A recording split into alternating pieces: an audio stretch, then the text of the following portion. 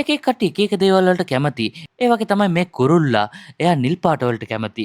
නිල් පාට වලට කොච්චර කැමතිද කියලා කිව්වොත් මොනවා හරි නිල් පාටින් දැක්කොත් එයා ඒව උස්සගෙන ඇවිල්ලා එයා ළඟින් තියා ගන්නවා. මේ කුරුල්ලාගේ නම සැටින් බවර්බර්ඩ්. මෙයාලා වැඩිපුර ජීවත් වෙන්නේ ඊස්ටර්න් ඕස්ට්‍රේලියාව වල. ඉතින් මෙයාලා ඩිස්ටිලින් කරන්නේ වසන්ත කාලේ. ඉතින් ඒකට කාන්තාවන් ආකර්ෂණය කරන්න මෙයාලා කූඩු හදනවා.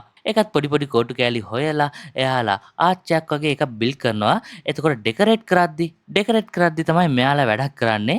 ඒකත් මෙයාලා නිල් පාටින් තමයි ඩෙකරේට් කරන්නේ. නිල් පාටින් තියෙන හැම දෙයක්ම අරන් ඇවිල්ලා එයාලා කූඩුවේ ලස්සනට තැනින් තැන තියෙනවා. කොළ, මූඩි, ප්ලාස්ටික්, අනම් මනම් කියලා නිල් පාටින් මොක දැක්කත් එයාලා අරන් ඇවිල්ලා වටේට තියෙනවා. බලන්න කොච්චර ලස්සනද කියලා. ඉතින් දැන් ඩෙකරේට් කරලා ඉවර වෙලා එහෙම ෆීමේල්ස්ලාට පොඩි ලයින් පාරක් දානවා. එයාලත් එක්ක කූඩුව බලලා ඒ කූඩුවට කැමති නම් දෙන්නත් එක්ක එකතු වෙලා ඩිස්ටිලිනින් කරලා එහෙම බිත්තර දානවා. ඉතින් මාත් කියන්නේ එහෙම තමයි. ලස්සන ගෙදරක් හැදුවා නම් අපිටත් බඳින්න කෙනෙක් හොයාගන්න පුළුවන් වෙයි. ඔයාලා මොනවද මේ ගැන හිතන්නේ? අදහස යටින් කමෙන්ට් එකක් විතර දාන්න. Thank you.